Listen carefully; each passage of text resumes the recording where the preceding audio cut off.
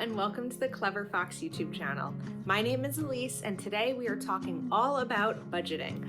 I have my Clever Fox budget planner and bill organizer here, and we are going to be using this today to set up my budget for the month of February and make sure that I am setting up a budget that is aimed for my success, whether it's paying bills, meeting financial goals, and savings goals. This budget planner has it all.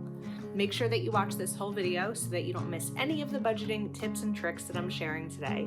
And also make sure you're subscribed to our channel and you have that notification bell turned on so that you don't miss any future videos. Let's get started. All right, so first up, let's go ahead and get this dated. February started on the 1st. I love a month that gives you a fresh start on the 1st. It's just like, it feels good. And because that happened in February, it will also happen in March, which is really nice. So we're gonna come in and get this dated. Now that we have it dated, we are going to start with some monthly goals. The great thing about this planner is it's not only a budget planner, but it's also a bill organizer. So you can pop your bills into the pockets here as well, receipts also. So it's really helpful. So we're going to set some monthly goals. First up, I'm going to write save 10% of income.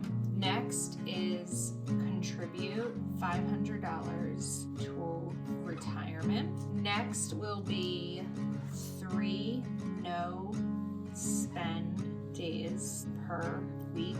And finally, I want to reduce grocery spending. In January, we went a bit above the grocery budget, and part of it was because we included a trip to Costco, which I didn't account for, but I would like to lower my grocery spending. Now we're going to have a to-do list. So for to-do list, now again, this is a budget planner, so you want to focus on financial to-dos. And for me, I try to think about things that are coming up. So I'm going to write Valentine's Day, things that are coming up that are going to require my financial attention. I have a friend's birthday. I need to compile my tax forms and set a meeting up with my accountant. I would also like to review my subscriptions and see what I can cancel. Okay, and I think that's it for a to-do list for now. The key to a successful budget is giving yourself space to make changes, like I do with my planners as well, because sometimes things come up. Now we're going to include a list of bills. So I'm going to add in a little bullet point here. Because this is a small planner, I'm not going to be using stickers, but we're going to just kind of decorate or use a little bit of color with bullet points. So I have mortgage, HOA, my homeowners association, my car lease, my car insurance, my internet. Then we need a few more. We'll do my phone bill, my gas and electric, and my health insurance. And then I also actually have one more because I decided to, my dental insurance. I decided to renew my Kindle membership because I really like the Kindle Unlimited, and I've been reading again, which I hadn't read in a while. So I'm also going to add one more in because it's not just bills, but it's expenses.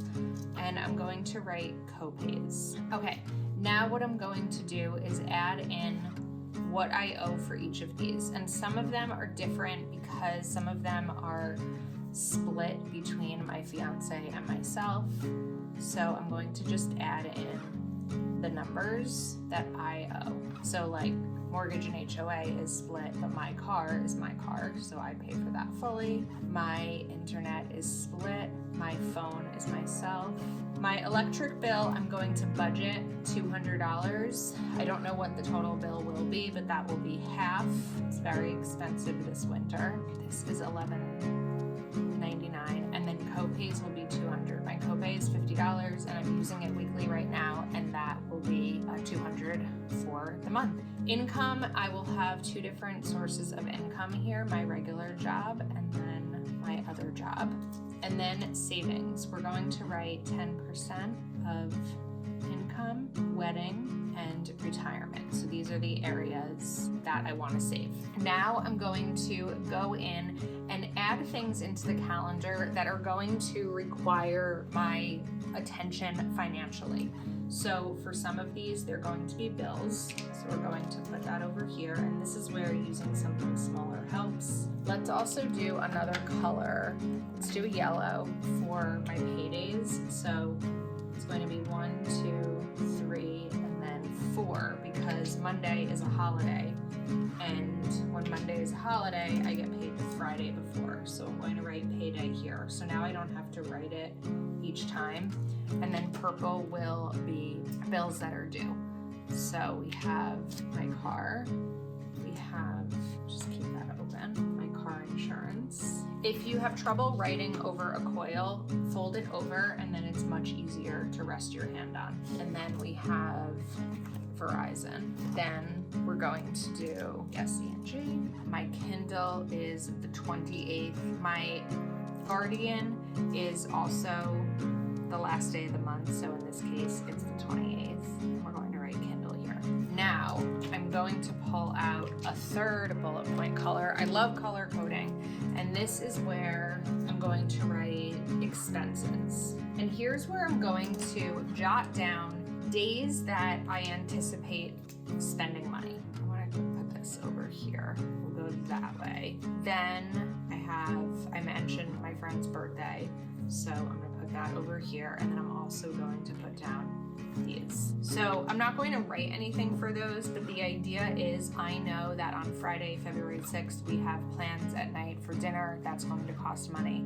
This is when my co-pays will be used. This is when my friend's birthday will be used. And this blue over here, I could make it a little bit darker for myself and just kind of stretch this across, is when we are going away for the weekend of Valentine's Day and President's Day, and I know that there are going to be expenses. So this is a really good, simple setup just to kind of get everything down on paper financially. Now we are going to create a monthly budget. So if you've never made a monthly budget before, my top recommendation is to look back through past spending, because the only way to know what you should budget for certain categories is to see what you've already spent. Because if you have no idea and you just set an arbitrary number because it makes sense to you, it may not be realistic for your life. You can always go in and make changes, but I always recommend looking back at previous spending. So for home, we're going to write mortgage, HOA, and that's where we'll write 1788, 98. That cost should not change, nor should the HOA. And I just want to take a look at these categories here. Okay, I don't need to have this folded over. Sorry, I think we keep getting crooked. I'm also going to include Optimum for home because that is our internet and that's in the home, and that should not change either. That's what I'm budgeting. The electric and gas is definitely something to budget because I don't know what that's going to be. So I'm budgeting $200, like I said, a total of $400 for the month. And then the next category that I'm going to write down is cleaning supplies. I don't anticipate needing any cleaning supplies. I'm going to put down a $20 budget for that just because I feel like it's a safe number, but we did recently do a Costco haul. We have plenty of cleaning supplies, paper towels, toilet paper, all of that kind of stuff. So I don't really see much of an extra need there for cleaning supplies. So that is my home budget. For food, I'm going to separate this into 3 categories. One is going to be groceries, one is going to be restaurants, and then the other one, and this is very subjective, maybe controversial, is going to be fun. Now, I'll talk shortly about the difference between restaurants and fun. For groceries, last month we spent more than I would have liked to. This month I'd like to budget $200 for groceries, which means that that's $400 total. I'd really like to stay even lower than that, but I want to give myself the opportunity to, have a little bit of flexible room. The next one is going to be restaurants. This I'm going to budget $125 for the month. Now, typically when I include restaurants in my budget, I'm including going out to dinner, just my fiance and I. However, a lot of times lately we have been going out with friends, and that is where we're spending a little bit more on some nicer dinners. So I actually want kind of a fun restaurant category, and I say fun, I should really say socializing. The thing is, some people would put that over in entertainment, but I'm keeping it in food because that's what makes sense for me. And here I'm going to put $100. So for the total for the month, that is $425 for those categories. Now we're going to do healthcare. So first up is my dental insurance. I have health insurance through my job, so I don't pay for that, but we're going to include copays, and that will be $200. Loans, I don't have. My only loans are my mortgage, which is covered here, and my car is not really a loan, it's leased, and that's what we're gonna put in transportation. I don't have any student loans, I don't have any debt, so we're just gonna cross that out because I don't need it. The next thing that I wanna do is personal.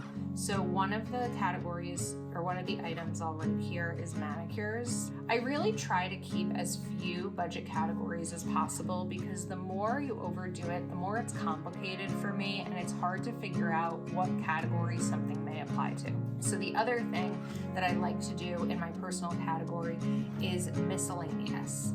Anything that I qualify as personal. So an example of this is in January when I started working out again, I realized that I didn't have enough workout clothes without needing to do laundry multiple times a week. So I bought some workout clothes and I called those miscellaneous. If I'm at the store and I see something for myself, maybe like a new mascara, I would put that under miscellaneous. Right now in my life, I don't want to separate like clothing, makeup, hair care, skincare, every single category that you could include. It's just one of those things that's personal. There's really no wrong way to do it as long as you're doing it. The next thing we are going to put into personal is my phone bill, because that is my personal phone, and that is $93.55. It used to be $146, and I actually looked to see what I'm truly paying for and what I'm truly using, and I was able to lower the bill, which I was really happy about. Next up, we're going to do transportation.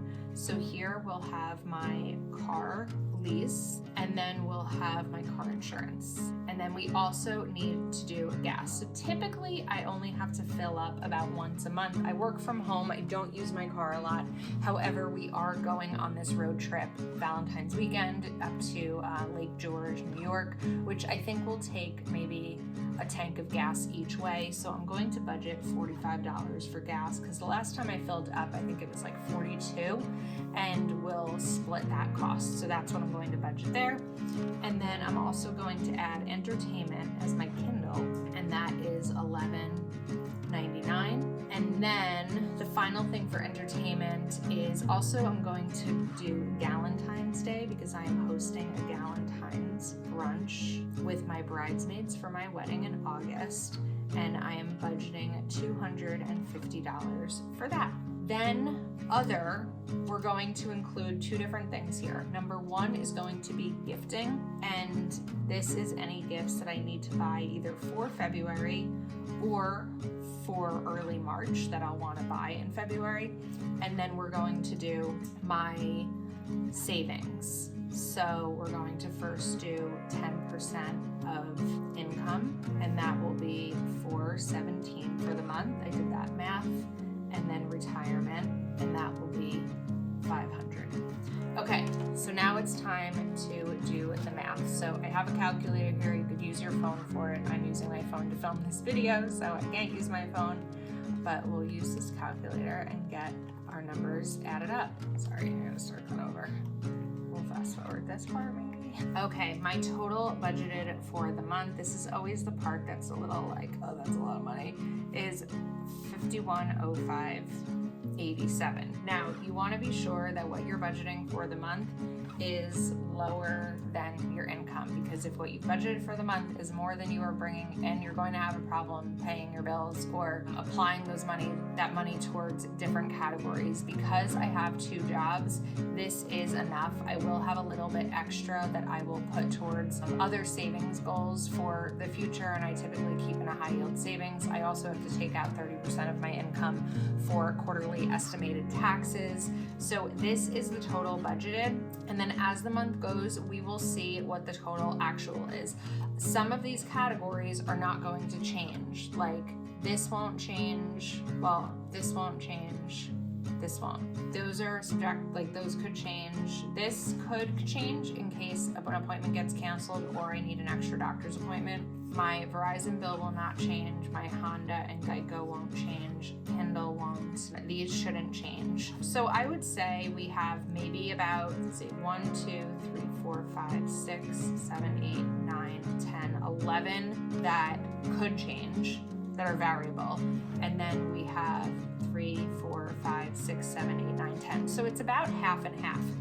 I'd like for it to not be half and half, but variable expenses happen, right? There's no way to 100% determine what you're going to spend on certain categories in your life. So this is a really good, simple budget planner, especially if you're looking for something that's not overly complicated and you'd like a space to include your bills and your receipts as well with the pocket here. It's a nice compact size, and this is really good for me to be able to just get things down and set up an easy budget for myself. I hope that you enjoyed this video. If you have not yet set your budget, it is not too late. You can go ahead and do that right now. Play the video again and do it along with me. If you're not yet subscribed to our channel, please be sure to click that subscribe button and turn on your notification bell because we have so many great videos ahead. You can pick up the budget planner and bill organizer over at cleverfoxplanner.com. Thank you again, and we'll see you next time.